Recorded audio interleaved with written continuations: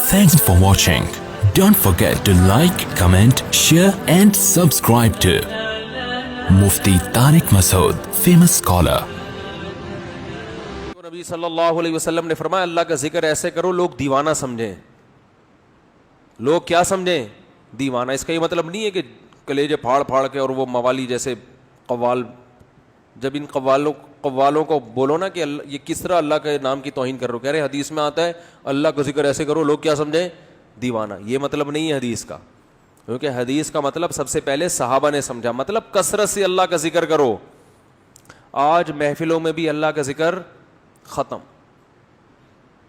نبی صلی اللہ علیہ وسلم نے کیا فرمایا؟ وہ محفل جس میں اللہ کو یاد نہ کیا جائے قیامت کے دن خسارے کا ذریعہ بنے گی. اس لیے جب بھی کوئی محفل ہونا کہیں نہ کہیں کسی نہ کسی حوالے سے اللہ کا نام لے لینا چاہیے انسان. ہم نے علماء کو دیکھا ہے، اہل اللہ کو دیکھا ہے، کوئی نعمت سامنے آئی نا، جیسے سخت گرمی میں ہمارے ایک استاد سے ان کے سامنے انگور لا کے رکھے ہم نے، پیاس لگ رہی ہو اور لال سرخ انگور آ جائیں ایک دم، دنیا دار آدمی ایک دم پھوڑ دے گا. ایسا ہی ہے نا؟ کیا خیال ہے بھائی؟ ایک دم کھانا شروع کرے گا. ابے لا یار. اللہ والے کیا کرتے ہیں؟ سب سے پہلے اللہ کا شکر، اور وہ روایتی شکر نہیں ہوتا کہ اللہ کا شکر ہے، دل سے لگ رہا ہوتا ہے کہ یہ اس نعمت پہ اللہ کا شکر ادا کر رہے ہیں. اے اللہ تیرا کتنا بڑا فضل ہے، کیسی کیسی نعمتیں تو نے ہمیں کھانے کو عطا فرمائی.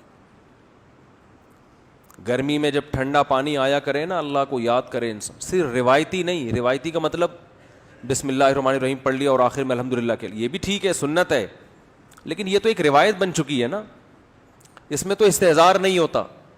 اس کے علاوہ بھی زبان سے کہے انسان یار اللہ کی کتنی بڑی نعمت ہے، شدید پیاس میں اس نے ہمیں پانی پلایا. اپنے پیارے بچوں کو جب دیکھا کریں نا کیسے پیارے لگتے ہیں اگر اپنے ہوں.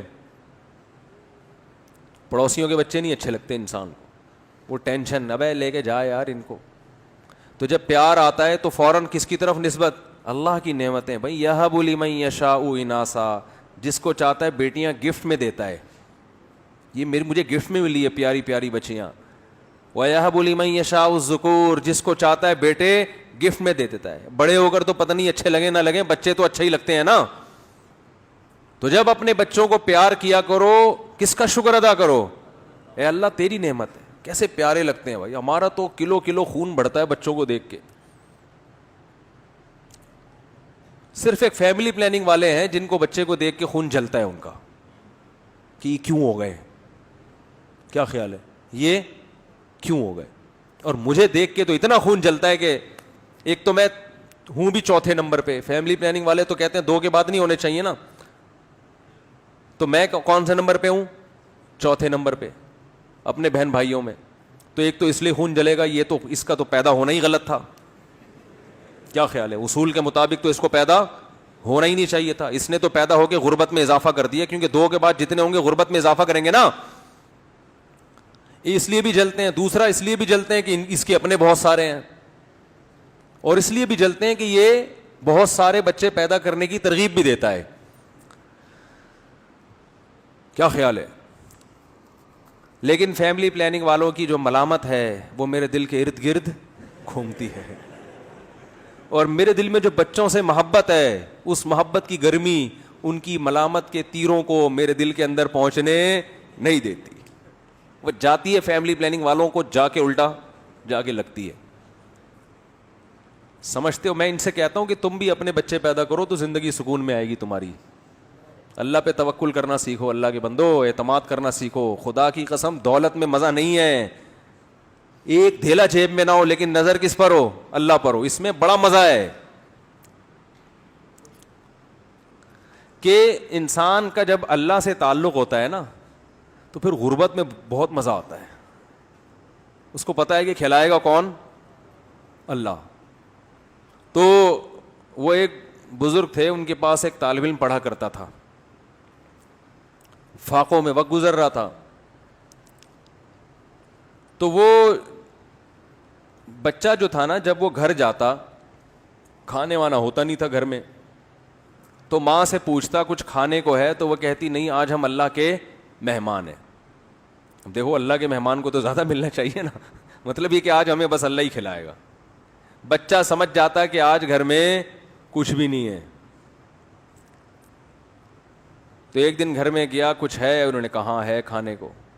تو کہنے لگا اماں جب تو یہ کہتی ہے نا کہ آج ہم اللہ کے مہمان ہیں, تو اس کلام میں جو لذت ہے وہ کھانے میں نہیں ہے. بھوکا رہنے کا اپنا مزہ ہے بھائی, اپنی حماقتوں سے بشرطے کہ بھوکا نہ رہ رہا ہو.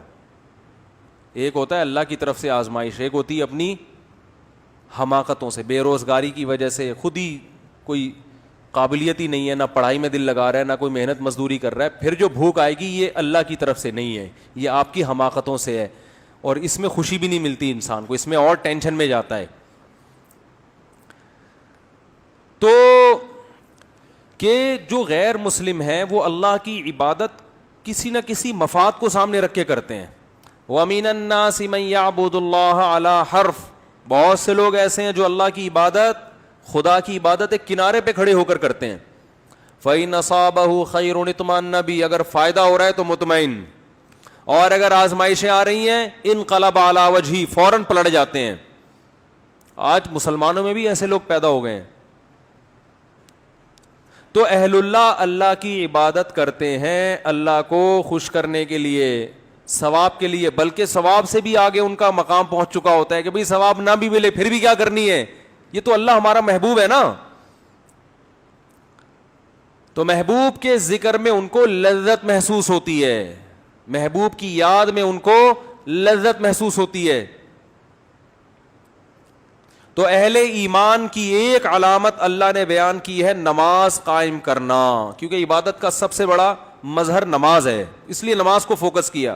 مفتی طارق مسعود صاحب کے بیانات سننے کے لیے youtube.com/مفتی طارق مسعود کو سبسکرائب کریں, اور اگر آپ لائیو ویڈیو کو کبھی بھی مس نہیں کرنا چاہتے ہیں تو سبسکرائب کرنے کے بعد بیل آئیکن پہ کلک کرنا مت بھولیں. جزاک اللہ.